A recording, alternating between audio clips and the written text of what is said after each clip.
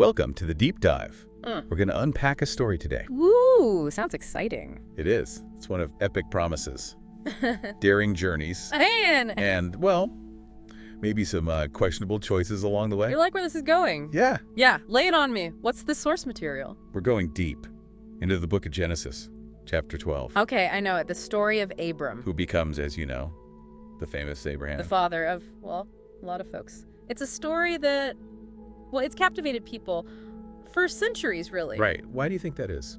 It speaks to something, I think, that universal yearning, for something bigger than ourselves, that pull towards the unknown, even when it means, leaving behind everything. Everything familiar. Right. Like, imagine you're Abram. Just hanging out in Haran. Life's probably pretty right. And then, boom. Divine intervention. Exactly. You hear this voice telling you to pack it all up, hit the road. And it's not just any voice. This is, God calling Abram to leave his country, his family, his entire life, everything. So why? What's the motivation? A promise, a huge promise. Okay, spill it. A land flowing with milk and honey, a nation that will come from him, a name remembered forever. That's the deal. Wow. That's a lot to take in. Talk about pressure. But could you really just leave everything behind based on a promise? Something you can't see? Well, that's the question, isn't it? The heart of this story, the nature of faith, trusting in something beyond what you can touch, beyond the immediate. It's about surrendering to a vision that's bigger than yourself. So what does Abram do? Well, he was 75 years old at this point, not exactly a spring chicken. Yeah, not your typical adventurer. But he sets out with his wife, Sarai, and his nephew, Lot. Quite the crew. Where do they go? To Canaan. Canaan, of course, which wasn't exactly empty. Oh, absolutely not. Already inhabited by the Canaanites, a land with its own people, culture, its own complexities. It's a challenge for Abram in ways he can't even imagine. I love this detail in the text about them stopping at the terebinth tree. Have more. It grounds the story. Yeah. Gives it this real sense of place, like you can picture it. And what happens there? Well, God appears to Abram, again, reaffirming the promise. The land for his descendants. It's not just a vague idea anymore. It's tied to this specific place. This physical landscape becomes this, symbol of the covenant. Right. Between God and Abram. Right. That covenant. Now, for those who might not be familiar, a covenant is it's like a sacred agreement. Yeah. A bond. That's more than a contract. It's a promise sealed with an oath. With a commitment that's meant to, last for generations. Exactly. So Abram, show his devotion. He built altars, right? Yeah. At these significant locations. Yeah. It's like he's physically marking his journey, staking a claim in this promise, acknowledging God's presence. Tangible representations of faith, outward expressions of his inner commitment. Right. But as we know, things don't always go smoothly. Yeah. For Abram in Canaan. No, they don't. Because then a famine strikes the land. Uh-oh.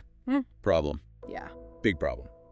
And Abram, he's faced with a choice. Stay in Canaan, trusting in God's promise, even when it means hardship. Yeah. Or does he seek a more practical solution? What do you think he does? Well, he goes to Egypt. So Abram finds himself in Egypt, land of abundance, and, complex social dynamics. You could say that. And here, he makes a decision that's been debated, analyzed. Yeah. For centuries, really. This is where it gets a little tricky, right? He tells Sarai, his wife, to pretend to be his sister. It's a bold move. I mean, what's going through his head? Is this fear? Is he trying to outsmart the Egyptians? What's the deal? Well, the text tells us he was afraid. Abram feared for his life, believed that the Egyptians, they'd kill him to take Sarai. Right. Because this is a patriarchal society. Women are often seen as, possessions. Exactly. So he's trying to protect himself, but at what cost? Asking Sarai to put herself in danger, compromise her own safety. It's morally ambiguous, raises a lot of questions about deception, even when it's, self-preservation. And of course, things don't go exactly according to plan. Shocker. Right. Sarai's beauty, it attracts attention. Pharaoh, in fact. Pharaoh himself, wow. Yeah, she's taken into his household. And Abram, he's showered with gifts, sheep, oxen, donkeys, servants, the whole 9 yards, you name it. It's ironic, isn't it? Yeah. Like his attempt to protect himself through deception actually leads to all this wealth, material wealth. But this isn't, one of those prosperity gospel stories. where wealth equals divine favor. Because God intervenes. All right. And not in a subtle way. No. Plagues striking Pharaoh Yeah. and his household. It's like a cosmic wake-up It's thing. God saying, hey, Abram, I see you. Busted. Right. Divine intervention. It shows us a few things. God's aware of Abram's actions, even in secret. Uh-huh. God is protecting Sarai, even when she's caught in this web of deception. And it totally disrupts Abram's plan. Thought he could outsmart everyone, but not God. Nope.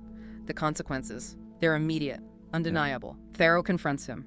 Truth is revealed. Abram and Sarai sent away. Okay, so, big question.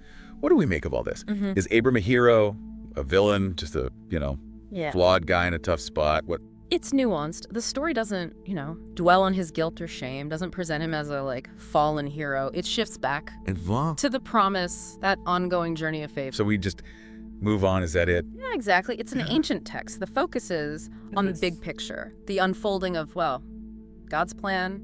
But Abram's actions, they matter. They have consequences. It shapes him, this experience. Makes you think about how we deal with our own mistakes. Do we dwell, let guilt and shame hold us back, or do we learn and move on? That's the question. Abram's story, I think, offers insight. Despite his, missteps, he doesn't lose sight of the promise. He keeps going, builds altars, seeks a beacon connection with God. Those altars, fascinating.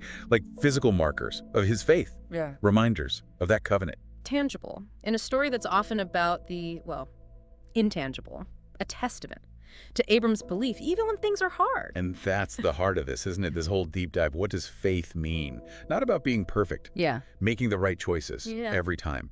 It's about trusting Yeah. in something bigger, even when we stumble, even when we, Doubt. Exactly. The journey, the process of growth, transformation. It's about learning from our mistakes, seeking forgiveness, and moving forward, guided by a vision beyond our understanding. Yeah.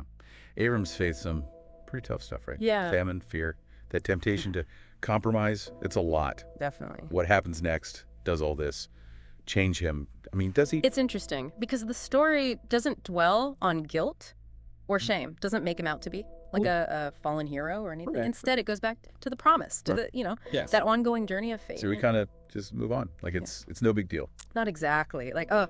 Remember, it's an ancient text. And the focus it's on that bigger narrative, God's plan, unfolding. But that doesn't mean that Abram's actions just disappear. Yeah. The consequences they're still there. The experience, it shapes him, It does make you think about how we deal with mistakes, our own. Do we just let them eat at us? Guilt, shame, all that? Or do we learn and keep going? Right.